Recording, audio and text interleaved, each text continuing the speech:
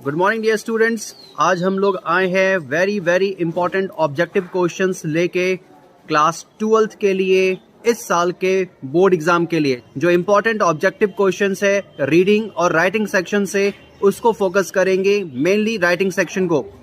तो अब यहाँ पे स्टार्ट करते हैं बिना समय बिताते हुए। सबसे पहला question 1, in note making we should avoid.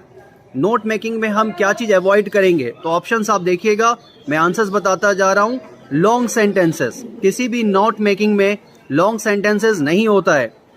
आगे है अ समरी शुड कंटेन। एक समरी जब भी हम तैयार करते हैं उसमें क्या चीज होना चाहिए? तो आंसर है कीवर्ड्स, उसमें कीवर्ड्स होना अनिवार्य है। क्वेश्चन नंबर 3 है which of the following is the most suitable solution for letter to editor. अगर हम एक लेटर टू एडिटर तैयार कर रहे हैं तो इनमें से सबसे सही सॉल्यूशन, सबसे अच्छा सॉल्यूशन कौन सा है? तो सर और मैडम। नंबर 4 में है लेटर टू एडिटर जब हम तैयार कर रहे हैं जनरली स्टार्ट्स विथ। ये किस चीज के साथ स्टार्ट होता है? तो हमेशा ये सेंडर्स एड्रेस के साथ स्टार्ट होगा। आगे फिर बढ़ते हैं। A notice is a formal means of. एक नोटिस जो है किस चीज का मीन्स है, माध्यम है? तो आंसर है communication. Number 6, what is necessary for writing a report. एक रिपोर्ट लिखने के लिए सबसे नेसेसरी इनमें से कौन सा है? तो बाकी तो ये सब कुछ होगा ही सब्जेक्ट के अलावा। सब्जेक्ट नहीं होगा, कंक्लूजन इंट्रोडक्शन होगा, पर जो सबसे इंपॉर्टेंट है वो है टाइटल, हेडिंग। नंबर 7 में आते हैं what is written at the beginning of an article. Article के सबसे शुरुआत में क्या आता है? तो ऑब्वियस है टाइटल या फिर हेडिंग। क्वेश्चन नंबर 8 है While writing notices, the signature of issuing authority should be written at the। तो जब भी हम नोटिस लिखेंगे, जो नोटिस जारी कर उनका सिग्नेचर कहां पे होगा? तो ऑब्वियस है बॉटम, सबसे नीचे। क्वेश्चन नंबर 9 में आते हैं what is the motive of writing a letter to editor. Editor को जब भी हम लेटर लिखते हैं तो हमारा उद्देश्य क्या होता है? तो ज्यादातर लोगों को ऐसा लगता है कि उनको हम एक्शन लेने कहेंगे कि आप इस समस्या को ठीक कर दीजिए, पर यह बिल्कुल गलत है। एक एडिटर का, संपादक का काम एक्शन लेना नहीं है। हम उनको लेटर इसलिए लिखते हैं to request him to give some space to your letter in him paper, कि उनके अखबार में वो आपको जगह दे, आपके लेटर को जगह दे। तो option number D right answer है। क्वेश्चन नंबर 10 में आते हैं how should an article B ended. कि एक आर्टिकल कैसे हम लोग एंड करते हैं ये हमें देखना है। तो आंसर है विथ अ सुटेबल कंक्लूजन। एक सही कंक्लूजन के साथ ही हम आर्टिकल को समाप्त करते हैं, और हमेशा कोशिश करें कि वो पॉजिटिव हो, नेगेटिव कंक्लूजन ना हो। Question number 11 a formal letter should be dash to have desired effect on the recipient. एक फॉर्मल लेटर में क्या होना चाहिए जो बहुत जरूरी है? तो इसमें सारा ऑप्शन सही है। इन द प्रॉपर फॉर्मेट होना ही चाहिए, to the point and relevant, to the point भी होना चाहिए, और ग्रामेटिकली करेक्ट तो होना ही चाहिए।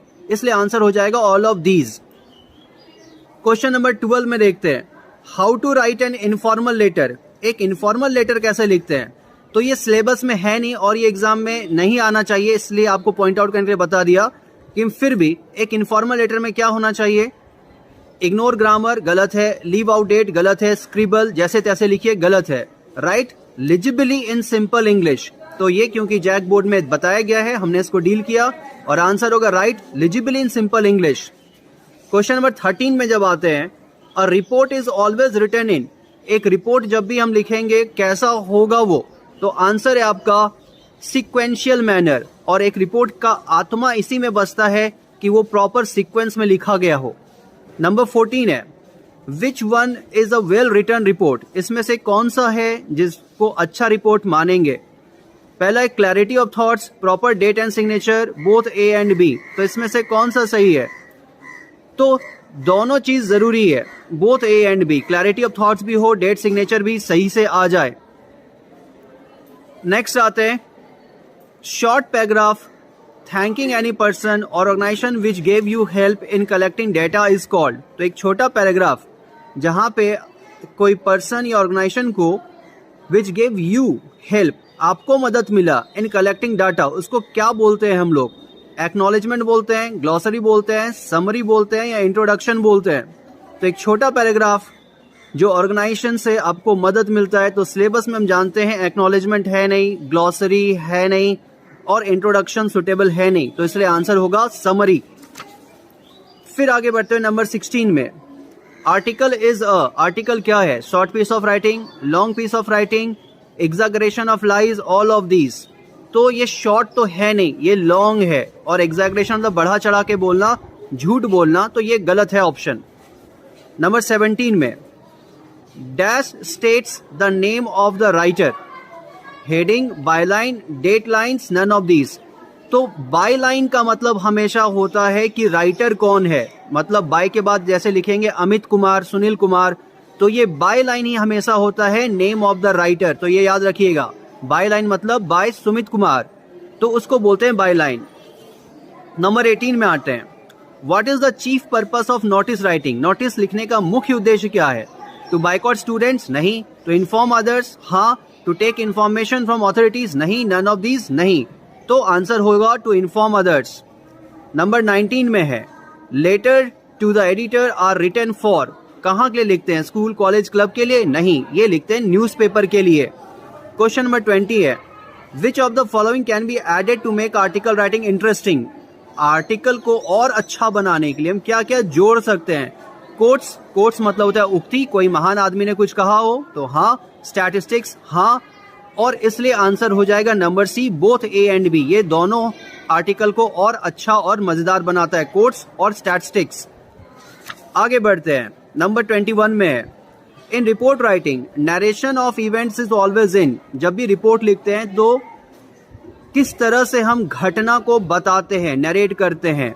प्रेजेंट फॉर्म में? नहीं। Simple future? नहीं। Immediate past? बिल्कुल सही। और प्रेजेंट कंटिन्यूअस? गलत।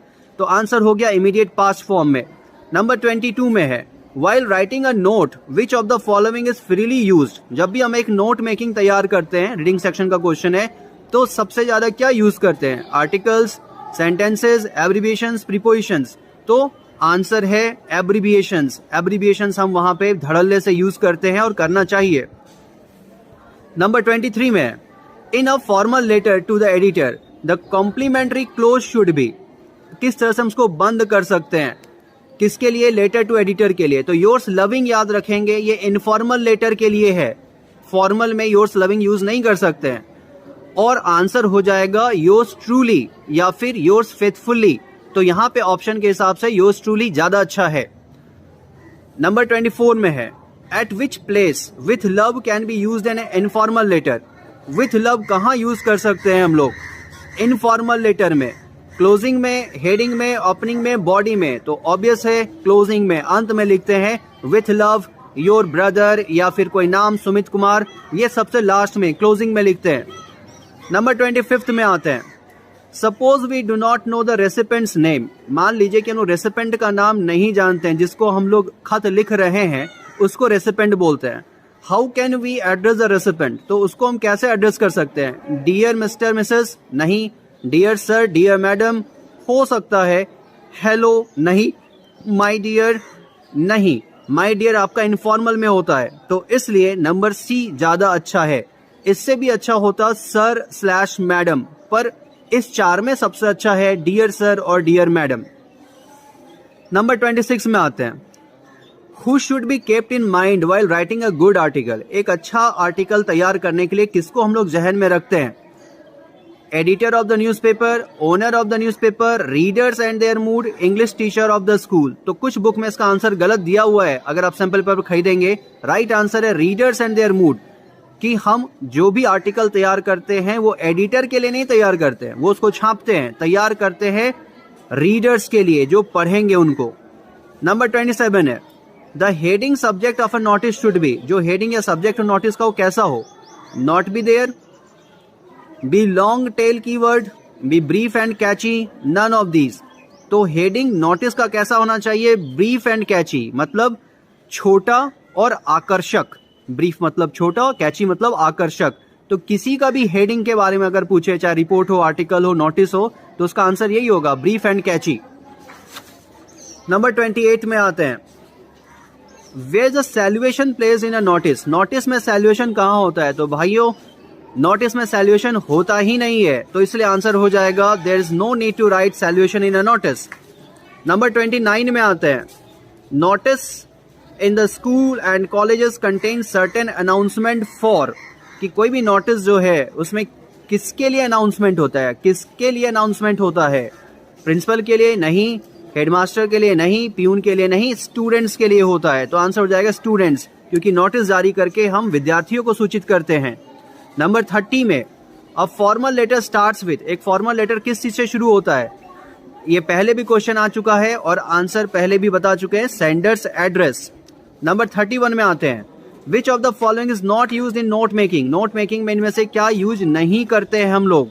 एब्रिविएशंस करते हैं यूज, कीवर्ड्स करते हैं यूज, टाइटल करते हैं यूज, और डेट का वहां पे कुछ भी जरूरत नहीं है नोट मेकिंग में, तो आंसर हो जाएगा डेट।